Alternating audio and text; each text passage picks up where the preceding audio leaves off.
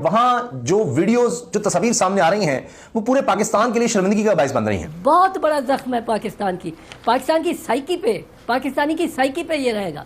और इसमें इंडिया में इतना रिजॉइस किया गया है, उनकी तो बातें खिली हुई हैं हंसते हंसते।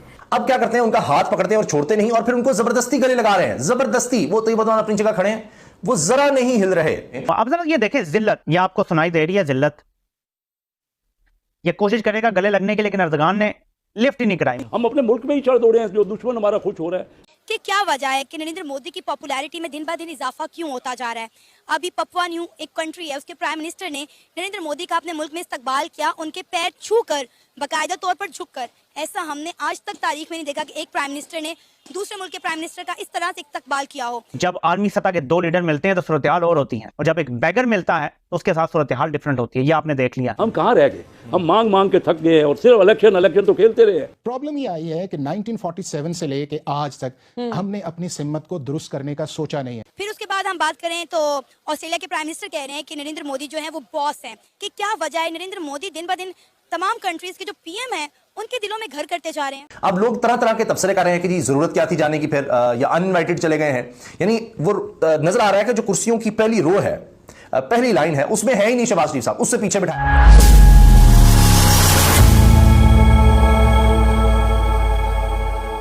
नमस्कार दोस्तों, तुर्की के राष्ट्रपति रेसेप तैयब एर्दोगान ने तीसरे कार्यकाल के लिए शनिवार को शपथ ली। एर्दोगान के शपथ ग्रहण समारोह में दुनिया भर के कई नेता शरीक हुए, जिसमें पाकिस्तान के प्रधानमंत्री शहबाज शरीफ भी शामिल थे।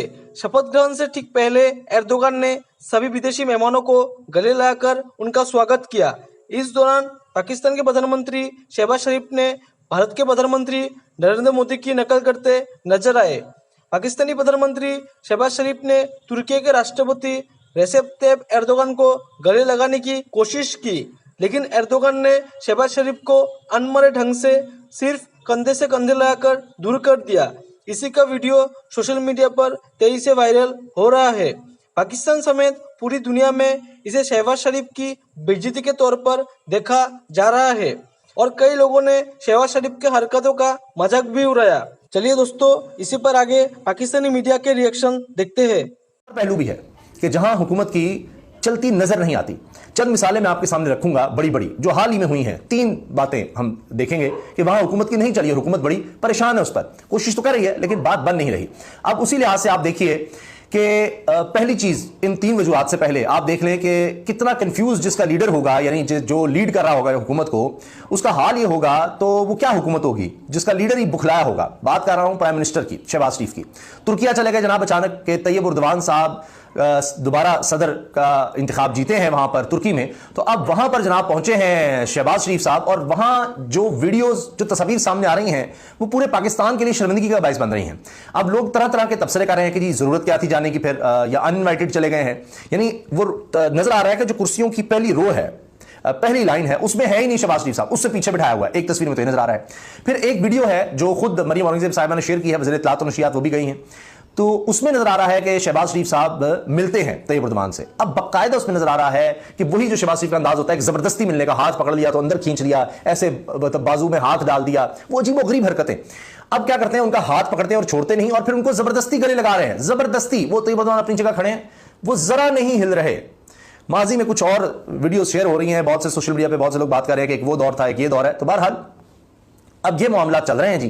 तो ऐसा जो बंदा होगा, जो चीफ एग्जीक्यूटिव होगा, प्राइम मिनिस्टर होगा, तो उसके नीचे फिर यही हाल होगा कि किसी को समझ नहीं आ रही कि डायरेक्शन क्या है, जाना किस तरफ है।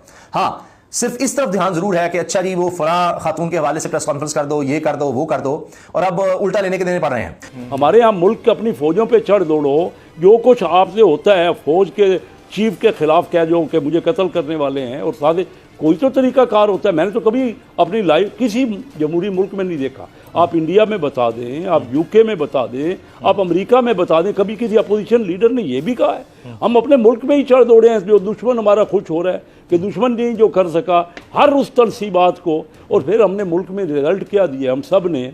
देखिए ना, इलेक्शन तो बहुत हो गए, यहाँ इलेक्शन हुए, किसी इलेक्शन को माना गया, इलेक्शन जब हो जाते हैं फिर चढ़ दौड़ते हैं, इलेक्शन का रिजल्ट को मानता नहीं है। पहले कौन एश्योर कराएगा? ये जो मौलाना फजल रहमान साहब लाओ लश्कर लाए थे सुप्रीम कोर्ट के बाहर, ये 9 मई से पहले हुआ था, बाद में हुआ था? फाइनेंशियल इमरजेंसी किसकी तरफ आप कह रहे हैं? नहीं, मैं नहीं समझता कि उससे कोई फ़ायदा होगा। मेरी राय ये है कि हमें इलेक्शन करवाने चाहिए, नहीं तो हमारा उसमें मिलजुल के जो, लेकिन ये जो कुछ सीखना भी चाहिए ना। हम पूरे पिछले 52 सालों में देख रहे हैं, 1970-71 में हमारा मुल्क अलग क्यों हुआ? क्योंकि पीपल पार्टी और अवामी लीग में नहीं बनी। ये था ना, कसूर किसका था? आप कुछ फैसला कर लीजिए। 77 में मार्शल लॉ क्यों लगा? क्योंकि पीपल पार्टी और कौमी इत्तेहाद की नहीं बनी। हम आपस में मिल के रह ही नहीं सकते। हम झगड़ा करते। दुनिया का, इंडिया ने हमसे सीखा, कोरिया ने हमसे सीखा, मैं खुद गया और उनको हमने, आज आप हंसेंगे मैं बात करूं ना, कि हमने उनको कारोबार करना सिखाया। वाकई हंसने वाली बात है, सोच भी नहीं कोई सकता। लेकिन आज हमारा मुल्क कहाँ पहुंच गया, रोज़ हाथ फैलाते हैं। यही है, कोरिया में हमारे बच्चे जिनको हमने सिखाया अपने 5 ईयर प्लान से, वो धक्के खा रहे हैं हमारे बच्चे। और मुझे आके लोग कहते हैं कि एक बच्चा भेज दो वहाँ। हम कहाँ रह गए? हम मांग मांग के थक गए हैं और सिर्फ इलेक्शन तो खेलते रहे हैं। क्या हुआ? चाइना में कितने इलेक्शन होते हैं? और भाई लोगों के लिए भी कोई बात कर लो, कोई लोगों को उनको रोजगार मिल जाए। तो सर आपने करनी है ना, गवर्नमेंट में आप हैं, लोगों के लिए बात आपने करनी है। हम तो आवाज उठाते ही हैं। मैं अपनी गवर्नमेंट को ही तो कह रहा हूँ।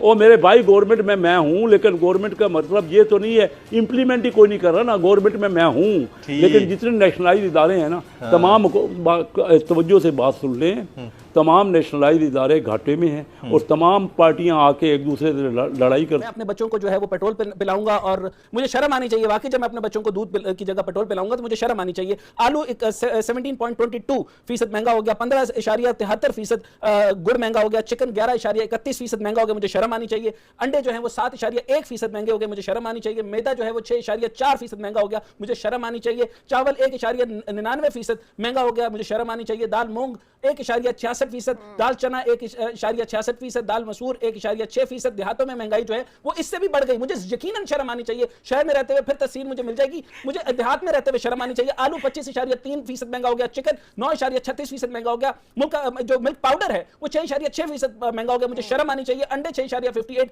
देहातों में महंगे हो गए। डॉलर का रेट और तखमीना बजट मुझे पता नहीं, मैंने 290 का कहा था, 300 पे हो जाएगा, फिर 300 पे का बाद में चेंज हो जाएगा। ये सारी बातें मिलाकर मुझे कंफ्यूजन है कि मैंने देना किसे। दिफाई बजट, जो फॉरेन डेट है, सर्विसिंग और पब्लिक सेक्टर डेवलपमेंट के लिए मेरे पास पैसे नहीं है, बजट नहीं है, बजट के पैसे नहीं है, और फिर मैं डिफॉल्ट की बात करूं, मुझे यकीनी तौर पे मुझे शर्म आना चाहिए। डॉक्टर साहब आपने बिल्कुल सही कहा, हमें शर्म आनी चाहिए। जय हिंद दोस्तों, स्वागत है आपका आपके YouTube चैनल जय हिंद पर। वीडियो को लाइक और चैनल को सब्सक्राइब जरूर करें और हम आपके लिए पाकिस्तानी मीडिया के एक से बढ़कर एक लेटेस्ट वीडियो लाते रहेंगे।